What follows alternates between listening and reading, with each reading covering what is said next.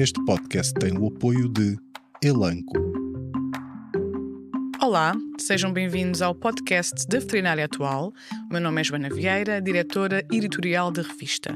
Neste episódio mergulhamos no universo da dermatologia veterinária, uma das principais razões que levam os animais à consulta. Entre as diversas patologias, a dermatite atópica canina destaca-se como uma das mais complexas, tanto pelo seu diagnóstico um pouco mais difícil, quanto também pelo tratamento prolongado e multifacetado que exige. Para falar sobre os desafios desta doença, vamos ter à conversa Ana Mafalda Lourenço, médica veterinária com atuação em dermatologia e docente da Faculdade de Medicina Veterinária da Universidade de Lisboa. Seja muito bem-vinda. Muito obrigada pelo convite, Joana. Obrigada a nós pela sua disponibilidade. E vamos começar aqui por conhecer um bocadinho melhor a sua trajetória profissional, que acredito que seja subejamente conhecida pelos seus colegas, mas é interessante perceber aqui o que a levou a especializar-se em dermatologia veterinária. Fala-nos assim um bocadinho sobre esta história. Então, Joana, eu desde sempre tenho tido aqui a parte da docência e a parte da clínica, que sempre gostei de desenvolver ambas as áreas, e a dermatologia entra aqui por uma empatia pessoal, de eu ter tido a doença, ou ter a doença, mas não estar manifestada neste momento, mas ter sofrido um bocadinho na infância, e por me aperceber que esse sofrimento também existia do outro lado, no lado da veterinária, nomeadamente com os nossos cães atópicos. E foi daí que veio. E qual a importância da dermatologia no contexto clínico veterinário e o que considera que distingue de outras especialidades?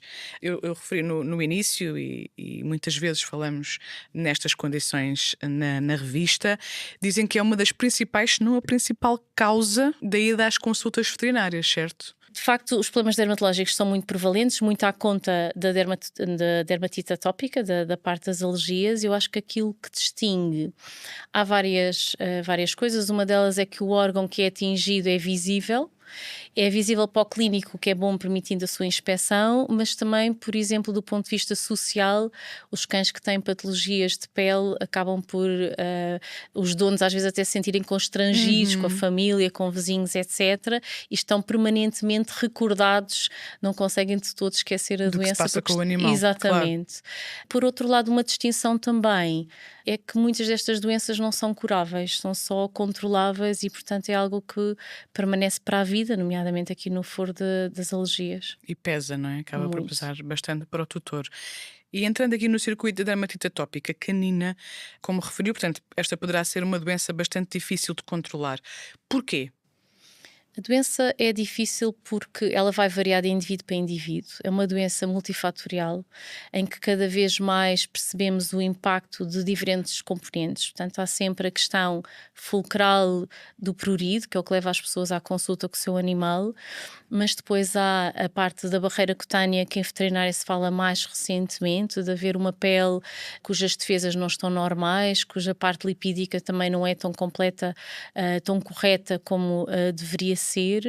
Há uma tendência para as infecções e, portanto, aqui uma disbiose, que é um termo que também surge, por exemplo, na parte gastrointestinal, mas que aqui na pele também se começa a falar bastante. E, portanto, o facto de ser uma doença multifatorial faz com que também a terapêutica tenha que ser multimodal, ou seja, temos que pensar nas ferramentas mais adequadas para qualquer um destes quadrantes que acabam por estar envolvidos. Dar resposta às diferentes frentes, digamos assim. Portanto, por vezes acredito que também seja um desafio o diagnóstico. O diagnóstico, eu acho que diria que até mais do que o diagnóstico em si, que é pela exclusão de outras causas de prurido, eu penso que a correta caracterização do paciente de forma a ajustar bem as ferramentas terapêuticas que temos ao dispor. E quando eu digo a caracterização, é se calhar pensar se aquele animal tem um quadro mais inflamatório ou mais pruriginoso, se é um animal que precisa mais de uma ação tópica, local, ou se beneficiava de um tratamento sistémico, se tem, por exemplo, problemas concomitantes como infecções que têm que ser controladas ou prevenidas, e mesmo a conjuntivite, a parte gastrointestinal com as enteropatias.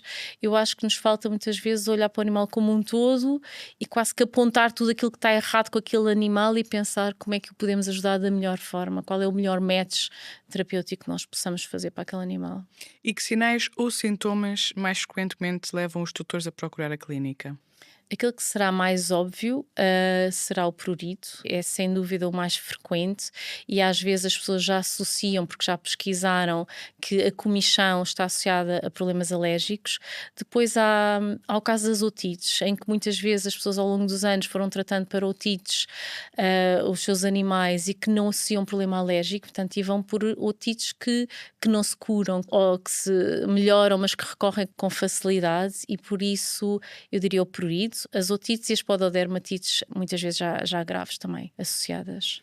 Muito bem, vamos entrar agora aqui no tratamento que, lá está, é normalmente crónico e pode envolver, como referiu, múltiplas abordagens e há aqui uma abordagem multimodal que de facto pode acontecer. Quais são os maiores obstáculos à adesão do tutor? Essa é uma pergunta que eu acho que sim, podia ter muitas respostas. Há obstáculos que são intrínsecos, por exemplo, à própria condição financeira das pessoas, não é? E o custo é, sem dúvida, ainda hoje em dia um obstáculo.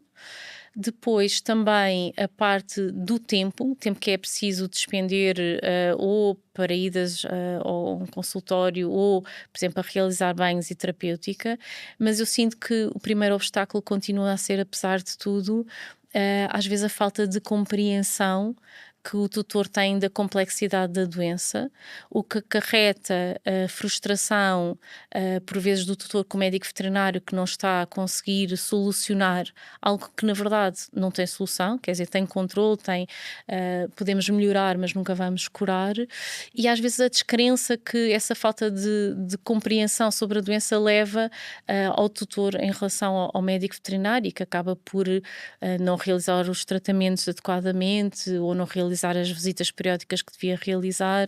Portanto, eu penso que esta parte da educação é algo que temos que trabalhar sempre. Mas acredito também que haja depois, pronto, esses são os cenários menos positivos. Acredito que também existam aqueles tutores extremamente preocupados Sem e dúvida, que sim. possivelmente estão constantemente a querer falar com o médico veterinário e pronto, e a querer mais alternativas de como ajudar o seu animal. Deve ser interessante também ter aí esses dois polos, não é?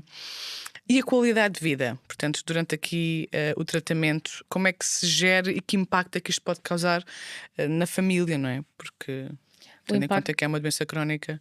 Certíssimo. O impacto é de facto muito grande, obviamente tanto maior quanto mais incómodo, mais prurido normalmente o animal tem, e já vários estudos, quer internacionais, quer mesmo portugueses, mostraram isso. Portanto, na nossa realidade nacional também já se verificou que de facto as pessoas testemunham que o impacto familiar é muito grande e nem sequer é só a questão dos custos, é mesmo ver o animal a sofrer, incapacidade em ajudá-lo, portanto, o animal ter perda de sono, por exemplo, também é um dado que eu lembro de um estudo que fizemos há uns anos que se encontrou, por isso é uma doença que tem um impacto muito forte em termos familiares, sim, sem dúvida. E que estratégias costuma recomendar para melhorar aqui a compliance por parte dos tutores?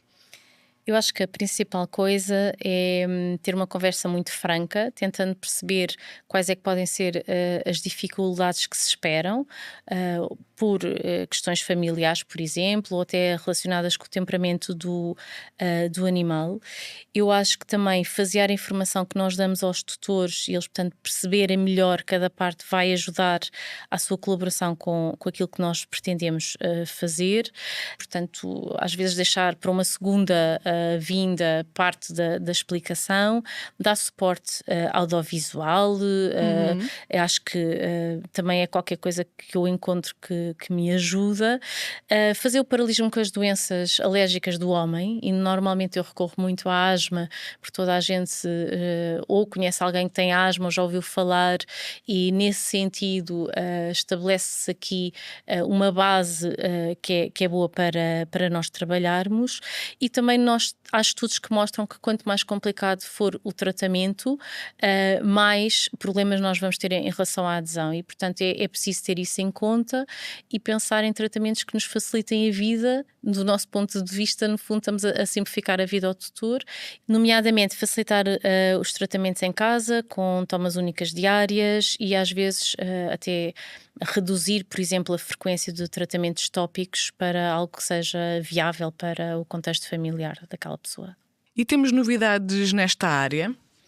Sim, estão para sair as novas guidelines para o tratamento da dermatite atópica, que eu aconselho todos os clientes a estarem atentos, porque são normalmente muito práticas, com exemplos e vão ajudar bastante para lidar com os casos.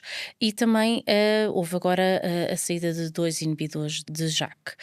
Há sempre uma tentativa, sendo uma doença complicada de gerir, de novas formas terapêuticas. Nós próprios, a nível da Faculdade de Medicina Veterinária da Universidade de Lisboa, temos desenvolvido uma imunoterapia, por exemplo, através da pele e também emolientes, porque realmente todas as ferramentas são bem-vindas. Muito bem. Falou de novos medicamentos. Do que é que estamos a falar mesmo?